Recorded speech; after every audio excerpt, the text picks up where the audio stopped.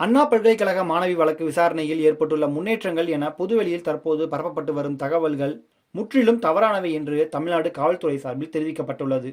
இதுகுறித்து தமிழக காவல்துறை சார்பில் வெளியிடப்பட்டுள்ள செய்திக்குறிப்பில் கூறியுள்ளதாவது: சென்னை உயர்நீதிமன்றத்தின் உத்தரவுப்படி சென்னை அண்ணா பல்கலைக்கழக மாணவி மீதான பாலியல் துன்புறுத்தல் தொடர்பான வழக்குகளை விசாரிக்க சென்னை அண்ணாநகர் துணை ஆணையாளர் மருத்துவர் புக்யா ஸ்னேகா தலைமையில் அனைத்து மகளிர் சிறப்பு புலனாய்வு குழு அமைக்கப்பட்டது.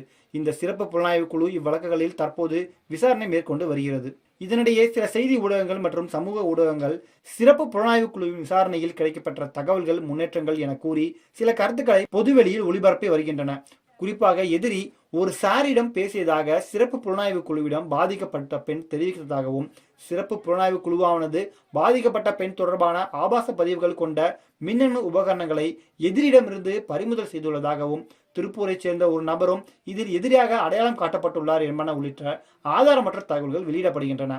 எனினும் இவ்வழக்குகளின் விசாரணையில் ஏற்பட்டுள்ள முன்னேற்றம் குறித்து சிறப்பு புலனாய்வு குழுவோ சம்பந்தப்பட்ட அதிகாரிகளோ எந்த ஒரு அறிக்கையோ கருத்தோ எந்த ஒரு தனிநபருக்கோ அல்லது ஊடகத்திற்கோ தெரிவிக்கவில்லை என்பதுதான் இதன் மூலம் தெளிவுபடுத்தப்படுகிறது.